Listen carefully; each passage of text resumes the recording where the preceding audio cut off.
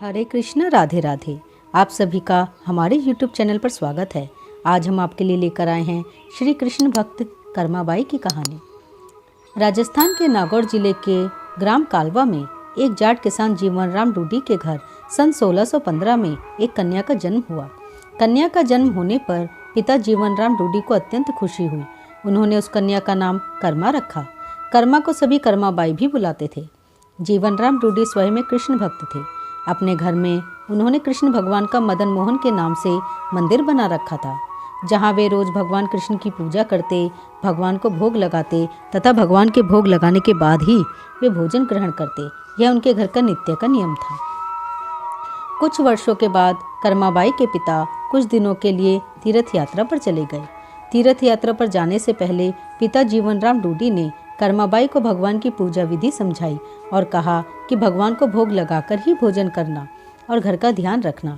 इस प्रकार भगवान की पूजा और घर की देखभाल का काम कर्माबाई को सौंपकर उनके पिता कुछ दिनों के लिए तीर्थ यात्रा पर चले गए। अब अगले दिन कर्माबाई ने सुबह जल्दी उठकर कृष्ण भगवान को भोग लगाने के लिए बाजरे का खिचड़ा बनाया और कृष्ण भगवान को भोग लगाने के लिए खिचड़े की थाली भगवान के सामने रख दी और उनसे कहा, हे भगवान, आपको जब भी भूख लगे तब आप खिचड़ा खा लेना, मैं तब तक घर का दूसरा काम कर लेती हूँ। यह कहकर वह अपने काम में लग गई। कुछ देर बाद उसने आकर देखा कि थाली तो वैसी की वैसी है। भगवान ने तो भोग लगाया ही नहीं। उसने सोचा, कोई बात नहीं, अभी भगवान को भूख नहीं लगी होगी, कुछ देर बाद खा लेंगे। ऐसा सोचकर वह फिर अपने काम में लग गई और बीच में बार बार देखती रही कि भगवान ने भोग लगाया कि नहीं, पर भगवान ने भोग नहीं लगाया। तब कर्माबाई ने भगवान से कहा कि भगवान, आप भोग लगा लीजिए, आपकी पूजा की और आपके भोग की जिम्मेदारी पिताजी मुझे देकर गए हैं। अगर आप पिताजी का इंतज़ार कर रहे हैं तो आपको भूखा ही रहना पड़ेगा, क्योंकि पिताजी तो तीर्थ यात्रा पर गए हैं और कुछ दिनों के बाद ही आएंगे। तब तक आपको मेरे ही हाथ से बना भोजन करना पड़ेगा। मैंने आपके खिचड़े में थोड़ा और ज़्यादा घी और गुड़ भी डाल दिया है, अब तो भोग लगा लीजिए। इस प्रकार कर्मा बार बार भगवान से भोग लगाने की विनती करने लगी, लेकिन भगवान ने फिर भी भोग नहीं लगाया। तब कर्माबाई ने भगवान से कहा, भगवान, जब तक आप भोग नहीं लगाएंगे तब तक मैं भी नहीं खाऊंगी, आपके साथ साथ मैं भी भूखी रहूंगी। ऐसा कहकर वे भगवान से नाराज होकर बैठ गई। दोपहर बीत गई, शाम होने को आई, लेकिन भगवान की तरह कर्माबाई ने भी कुछ नहीं खाया। आखिरकार कर्मा की जिद देखकर भगवान की मूर्ति से आवाज़ आई, अरे कर्मा, तुमने पर्दा तो किया ही नहीं, मैं ऐसे कैसे भोग लगाऊंगा। यह सुनकर कर्माबाई ने अपनी ओढ़नी का पर्दा किया और उसी की छाया में भगवान श्री कृष्ण ने बाजरे के खिचड़े का भोग लगाया और पूरी थाली खाली हो गई। कर्माबाई ने देखा और कहा, हे भगवान, इतनी सी बात थी तो पहले ही बता देते, सारे दिन खुद भी भूखे रहे और मुझे भी भूखा रखा। इसके बाद भगवान को भोग लगाकर कर्मा ने भी भोजन किया। इस प्रकार यह कर्माबाई का नित्य का नियम बन गया। कर्मा रोज सुबह जल्दी उठकर सबसे पहले भगवान के लिए भोग बनाती और भोग की थाली भगवान के सामने रखकर पर्दा लगाकर बैठ जाती और कुछ देर में देखती तो थाली पूरी खाली हो जाती। यह देखकर कर्मा बहुत खुश हो जाती और अपने दूसरे कामों में लग जाती।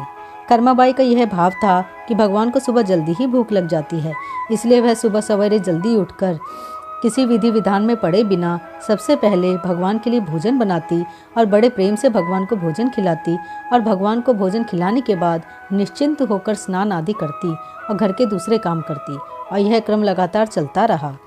कुछ दिनों के बाद कर्माबाई के पिता तीर्थ यात्रा करके घर लौट आए। पिता के आने पर कर्मा ने उन्हें सारी बात बताई। यह सुनकर कर्माबाई के पिताजी आश्चर्यचकित रह गए और कृष्ण भक्त पिता को कर्मा के सरल प्रेम भक्ति और भगवान श्री कृष्ण की कृपा को समझते देर नहीं लगी। कर्मा के पिताजी ने सोचा कि जिस भगवान को प्राप्त करने वो तीर्थ यात्रा करने गए थे, वो भगवान उनके घर में ही विराजमान है और उनकी पुत्री के हाथों से रोज भोग लगाते हैं। मन में ऐसा सोचकर वे कर्माबाई को अपनी पुत्री के रूप में प्राप्त करके अपने आप को धन्य समझने लगे और उन्होंने कर्माबाई से कहा कि पुत्री, आज से तुम ही भगवान की सेवा करना और रोज भगवान को अपने हाथों से भोग लगाना। ऐसा सुनकर कर्माबाई बहुत प्रसन्न हुई और रोज इसी प्रकार सुबह जल्दी उठकर अत्यंत प्रेम भाव से भगवान श्री कृष्ण को भोग लगाने लगी। इस प्रकार यह उसका रोज का नियम बन गया। कुछ वर्ष बाद कर्माबाई के पिताजी देवलोक गमन कर गए और अब कर्मा अकेली रह गई, इसलिए कर्मा का घर में मन नहीं लगता था। इसलिए कर्मा घर से भगवान श्री कृष्ण की मूर्ति लेकर अपने गांव कालवा को छोड़ तीर्थ यात्रा पर चली गई। भारत में अलग अलग तीर्थों के दर्शन करते करते कर्माबाई उड़ीसा के जगन्नाथपुरी पहुंच गई।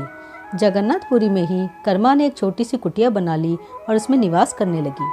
अब कर्मा रोज अपने नियम के अनुसार सुबह सवेरे जल्दी उठकर भगवान श्री कृष्ण के लिए बड़े प्रेम से खिचड़ा बनाती और भगवान को थाली में भोग लगाती। कुछ देर में भगवान खिचड़ा खा लेते और थाली साफ हो जाती।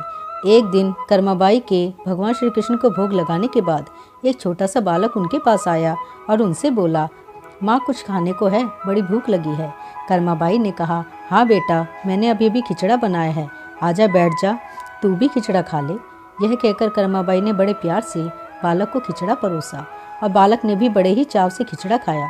उस बालक के रूप में स्वयं भगवान जगन्नाथ कर्माबाई के हाथ से बना खिचड़ा खाने साक्षात पधारे थे। बालक ने जल्दी से खिचड़ा खा लिया और उनसे कहा, माँ खिचड़ा बहुत अच्छा बना है, मैं कल भी खिचड़ा खाने आ जाऊँ? कर्माबाई ने कहा, कल क्या बेटा, मैं तेरे लिए रोज़ खिचड़ा बना कर रखूँगी, तू रोज़ खिचड़ा खाने आ जाया कर। बालक ने कहा, ठीक है माँ, मैं रोज़ खिचड़ा खाने आ जाऊँगा। यह कहकर वह बालक चला गया। अगले दिन से बालक रोज़ सुबह सवेरे कर्माबाई के पास खिचड़ा खाने आने लगा। कर्माबाई भी रोज़ अपने नियम से सुबह सवेरे जल्दी उठकर भगवान श्री कृष्ण के लिए खिचड़ा बनाती और भगवान के सामने थाली रखती। फिर भगवान खिचड़े का भोग लगाते। उसके कुछ देर बाद वो बालक आ जाता। फिर कर्माबाई उसे भी बड़े प्रेम से खिचड़ा खिलाती। एक दिन कर्माबाई की कुटिया के पास एक साधु आया। बातों ही बातों में उसे पता चला कि कर्माबाई बिना स्नान ध्यान किए, बिना चौका बर्तन किए भगवान श्री कृष्ण के लिए खिचड़ा बनाती है और भोग लगाती है। उसने कर्माबाई से कहा, स्नान किए बिना भगवान की पूजा करने और भोग लगाने से पाप लगता है। इसलिए उसने कर्माबाई को स्नान करके पूरे विधि विधान से पूजा करके भोग लगाने को कहा। साधु से ऐसा सुनकर भोली भाली कर्मा अगले दिन से सुबह जल्दी उठकर स्नान करके खिचड़ा बनाने लगी और विधि विधान से पूजा करके भोग लगाने लगी। ये सब करने में कर्माबाई को बहुत देर लग जाती, लेकिन वो बालक तो रोज़ सुबह अपने समय से आ जाता और कर्मा से कहता, माँ मुझे भूख लगी है, मुझे जल्दी खिचड़ा दे माँ, जल्दी कर माँ, जल्दी कर। और कर्मा उससे कहती, थोड़ी देर रुक जा बेटा, अभी देती हूँ, थोड़ी देर रुक जा। और जब कर्मा भगवान श्री कृष्ण को भोग लगाकर बालक को खिचड़ा खाने को देती तो बालक उसे बहुत ही शीघ्रता से खाकर हाथ मुँह साफ किए बिना ही जल्दी से उठकर भाग जाता। और यह क्रम कुछ दिनों तक चलता रहा। और इन्हीं दिनों में भगवान श्री जगन्नाथ जी के मंदिर में सुबह के समय भगवान की मूर्ति के मुख पर खिचड़ा लगा हुआ रहता। यह देखकर भगवान जगन्नाथ की सेवा में रहने वाले पुजारी वो सोचते, आजकल ये भगवान श्री जगन्नाथ जी के मुख पर खिचड़ा कैसा लग जाता है, हम तो खिचड़े का भोग नहीं लगाते, तो फिर ये खिचड़ा कहाँ से आता है। भगवान की लीला को जानकर वो मन ही मन भगवान श्री जगन्नाथ जी से पूछते कि कहाँ से खिचड़ा खाकर आते हो, भगवान हमें भी तो बताओ। उसी रात भगवान श्री जगन्नाथ जी पुजारी के सपने में आते हैं और उन्हें सारी बात बताते हैं और साधु के बारे में बताते हैं जिसने कर्माबाई को स्नान ध्यान करके पूजा करने के बाद भोग लगाने को कहा था। और भगवान ने कहा कि उन्हें बहुत देर हो जाती है, इसलिए आजकल मुझे खिचड़ा खाकर मुंह हाथ धोए बिना ही झूठे मुंह भागकर आना पड़ता है। भगवान श्री जगन्नाथ जी से यह जानकर पुजारी जी ने अगले दिन उस साधु की खोज कराई और उस साधु को बुलाकर उसे सारी बात बताई। पुजारी से यह सब जानकर वह साधु बहुत घबराया और कर्माबाई के पास पहुंचा और उनसे कहा कि आप पहले की तरह सुबह जल्दी उठकर भगवान को खिचड़े का भोग लगाया करो। आपके लिए किसी नियम या विधि विधान से पूजा करने की आवश्यकता नहीं है। साधु से यह सुनकर कर्माबाई अगले दिन से पहले की तरह ही भगवान को खिचड़े का भोग लगाने लगी और उस बालक को भी बड़े प्रेम से खिचड़ा खिलाती रही। यह क्रम कई वर्षों तक चलता रहा और एक दिन कर्माबाई इस संसार को छोड़कर प्रभु के धाम चली गई। उस दिन जगन्नाथपुरी के मंदिर में भगवान श्री जगन्नाथ जी के श्री विग्रह के नयनों से अश्रु निकल रहे थे।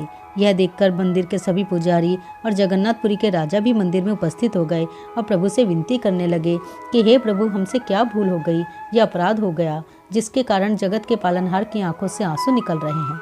उसी रात में पुजारी और जगन्नाथपुरी के राजा के स्वप्न में भगवान श्री जगन्नाथ जी ने कहा कि आज माँ कर्माबाई इस लोक से विदा हो गई और मुझ में विलीन हो गई, परंतु अब मुझे रोज सुबह सवेरे बाजरे का खिचड़ा कौन खिलाएगा। अगले दिन जगन्नाथपुरी के राजा ने मंदिर के सभी पुजारी और संतों से राय ली और यह आदेश जारी किया कि आज से भगवान श्री जगन्नाथ जी को सुबह सवेरे सबसे पहले माँ कर्माबाई के नाम से खिचड़े का भोग लगाया जाएगा, जिससे भगवान को माँ कर्माबाई की कमी कभी महसूस न हो। इसलिए आज भी भगवान श्री जगन्नाथ जी के मंदिर में श्री जगन्नाथ जी के विग्रह को 56 भोग से पहले बाल रूप में खिचड़े का भोग लगाया जाता है और इसे बाल भोग कहा जाता है।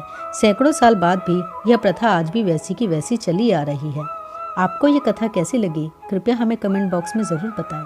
हरे कृष्णा, राधे राधे।